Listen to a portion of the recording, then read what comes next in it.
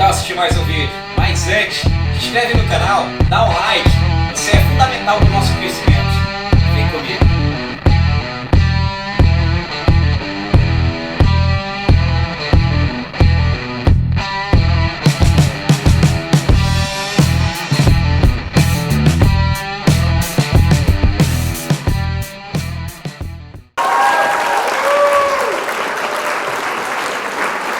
Fala galerinha, tudo bem? Hoje nossa aula ela vai ser bastante específica, não é? A gente vai falar de alguns conceitos básicos dentro da termologia, onde os alunos, de certa forma, eles acabam confundindo. Então, bem-vindo à aula de hoje. A aula de hoje é uma aula extremamente esclarecedora. E os conceitos iniciais que nós vamos falar, começaremos com temperatura. Paulo, o que vem a ser temperatura? Temperatura é a grandeza que mede o grau de agitação das moléculas. É isso mesmo. As moléculas que compõem todo o corpo, elas estão em pleno estado de agitação. E é a temperatura que vai medir o grau dessa agitação. Olhem só, você percebe que um corpo está com uma elevada temperatura quando as moléculas desse corpo tendem a vibrar mais. E você percebe que um corpo está com uma temperatura mais baixa quando as moléculas deste corpo tendem a vibrar menos. Então, definindo para ti a temperatura, quanto maior a agitação dessas moléculas, maior vai ser a temperatura. Quanto menor a agitação dessas moléculas, menor será a temperatura. Muito cuidado com os estados da matéria. O estado sólido geralmente é o estado que apresenta menor vibração de moléculas. O estado líquido ele apresenta uma vibração maior. E o gasoso, maior ainda. Existem alguns elementos que se comportam de maneira diferente, mas por hora a gente não vai falar desses elementos. Ok, vamos continuar. Calor. Calor é energia térmica em trânsito. Mas Paulo, peraí, energia térmica em trânsito? Como assim, Paulo? Energia térmica em trânsito que flui de um corpo para outro. Preste bem atenção. O que eu havia falado para você ainda há pouco? Que todo o corpo ele tem suas moléculas vibrando. Esse estado de vibração das moléculas nós chamamos de energia térmica. Perceba que quanto maior for a temperatura, maior é o estado de vibração dessas moléculas. Paulo, eu posso falar então que quanto maior a temperatura, menor a energia térmica do corpo? Exatamente. Ei Paulo, então me diz uma coisa. Se a energia térmica ela está associada à temperatura, eu posso falar então que eu estou com calor? Essa expressão é correta? É óbvio que não. Por quê? Porque de acordo com o conceito de calor, o calor é essa energia térmica associada à temperatura das moléculas em trânsito, em movimento. E como é que essa energia térmica entra em movimento? Para isso é necessário terem corpos com temperaturas diferentes. Observem só. Observe que na imagem o corpo A tem uma temperatura de 80 graus Celsius. E o corpo B, uma temperatura de 40 graus Celsius. E você percebe então que essa energia térmica, quando eu coloco os dois corpos em contato, ela começa a passar do A para o B. E isso é o fenômeno, é a grandeza que nós chamamos de calor. Então, para que haja calor, é necessário que um corpo transmita para o outro energia térmica. E Paulo, eu entendi. Por isso que é incorreto falar que eu estou com calor, porque calor não pode ficar aprisionado, parado. O calor é uma energia em movimento, ou melhor, uma energia térmica em trânsito.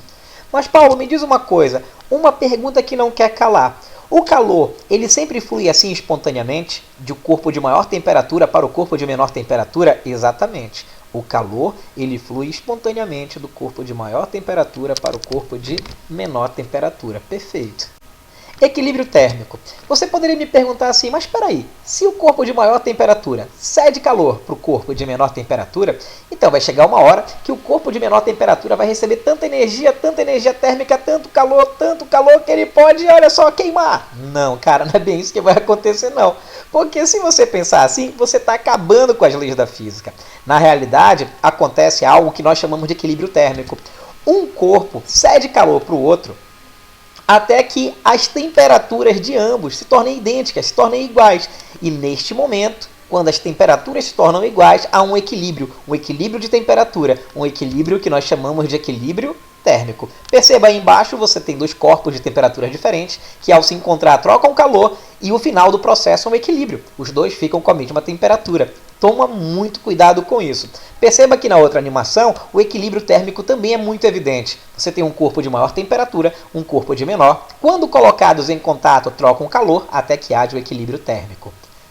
Então não esquece, o equilíbrio térmico ele é uma consequência da troca de calor. Essas trocas elas não são infinitas, elas vão ocorrer enquanto tiver diferença de temperatura. E a partir do momento que as temperaturas se igualarem, pronto, você atinge o equilíbrio térmico.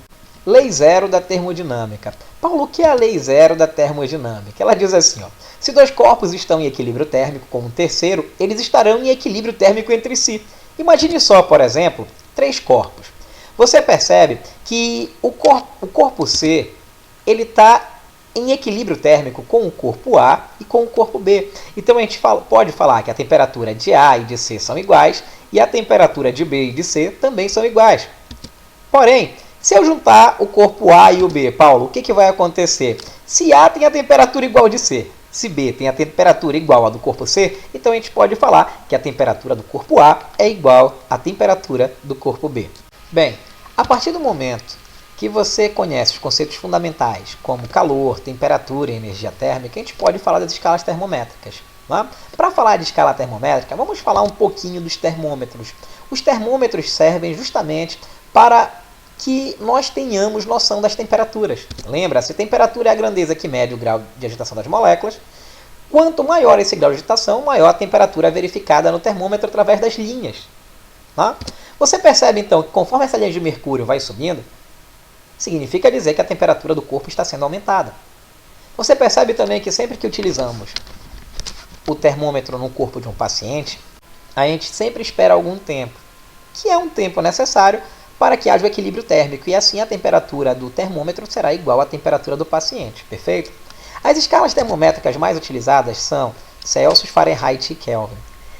É necessário que toda escala termométrica tenha dois pontos fixos, que nós chamamos de ponto de vapor, ou ponto de fusão, ou então ponto do gelo. O ponto de vapor das escalas termométricas são Celsius, 100 graus Celsius, Fahrenheit, 212 graus Fahrenheit, Kelvin, 373 Kelvin. O ponto de gelo da escala Celsius é 0 graus Celsius, da Fahrenheit, 32 graus Fahrenheit, da Kelvin, 273 Kelvin. Perceba que a escala Celsius ela é a mais utilizada.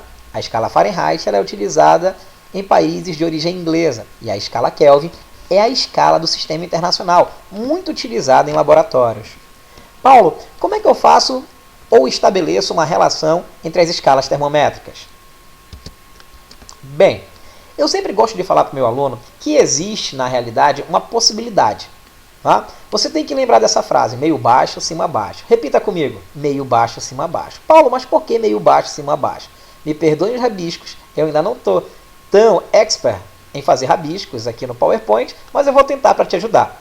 Perceba só, meio baixo, cima baixo. Se eu quiser relacionar Celsius com Fahrenheit, vamos pegar aqui, meio baixo, fica TC menos 0, e você vai estabelecer uma relação. Você vai dividir isso pelo cima baixo, 100 menos 0.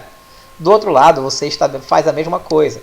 TF menos 32 sobre 212 menos 32. Repara que surgiu uma relação entre as equações. E da mesma forma, você vai fazer com a Kelvin. TK menos 273, 373 menos 273. Ao estabelecer esta pequena relação, você chega nesta equaçãozinha aqui embaixo. Você pode pegar esses números aqui embaixo e simplificar por 20. E ao fazer isso, você vai chegar na equação de relação entre as escalas, onde temperatura Celsius sobre 5 é igual a temperatura Fahrenheit menos 32 sobre 9, que é igual a temperatura Kelvin menos 273 sobre 5. Existe também o que nós chamamos de variação termométrica. Mas, Paulo, o que é variação termométrica? Preste bem atenção.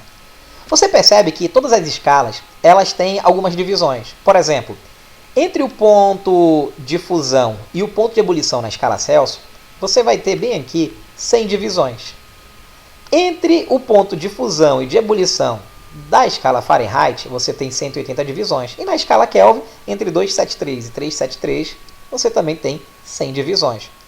Paulo, o que significa dizer? Significa dizer que a variação de 100 graus Celsius ela corresponde à variação de 180 graus Fahrenheit, que corresponde à variação de 100 Kelvin. Perceba que nós não falamos graus Kelvin, é só Kelvin, simplesmente Kelvin.